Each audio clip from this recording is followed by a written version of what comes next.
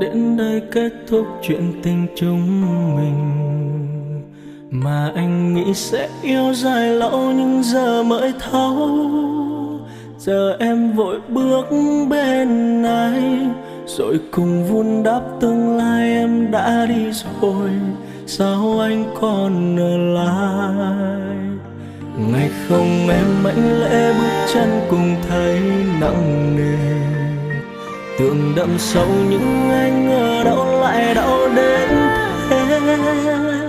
Một người cứ đứng khóc trong mưa, một người chẳng biết sao cho vừa.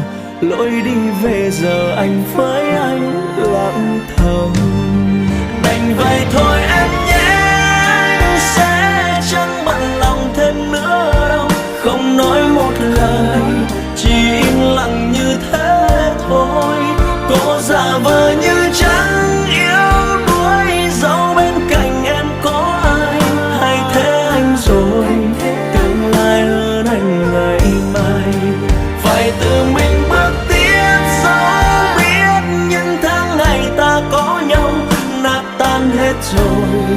Tất cả giờ là nỗi đau, cả bầu trời thương nhớ anh nữa. Vỡ tan rồi những giấc mơ, nói yêu hứa chờ, nỗi đau anh ngờ. Cả bầu trời nhớ giữa chờ, giữa đời anh đã có ngờ.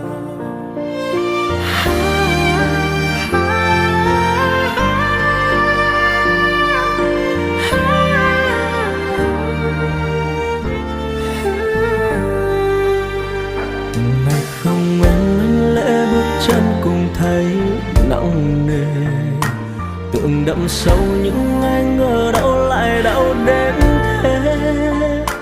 Một người cứ đứng khóc trong mưa, một người chẳng biết sao cho vừa. Lối đi về giờ anh với anh lặng thầm.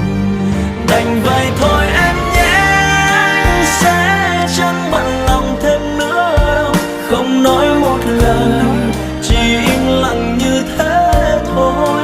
Cố giả vờ như chẳng yêu đuối, dẫu bên cạnh em có ai. Hay thế anh rồi, tương lai hơn anh ngày mai. Phải tự mình bước tiếp, dẫu biết những tháng ngày ta có nhau nát tan hết rồi. Tất cả giờ là nỗi đau, cả bầu trời thương nhớ anh nữa. Vỡ tan rồi những giấc mơ, nói yêu hứa chờ, nỗi đau anh ngờ. Đành vậy thôi em nhé, anh sẽ chẳng bận lòng nữa đâu. Không nói một lời, chỉ im lặng như thế thôi.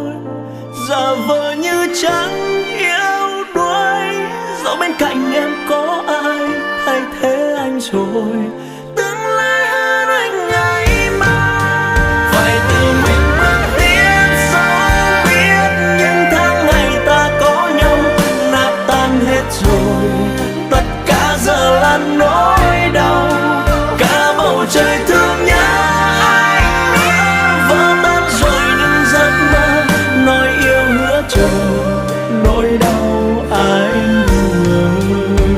Nói yêu hứa chờ, nỗi đau anh ngờ.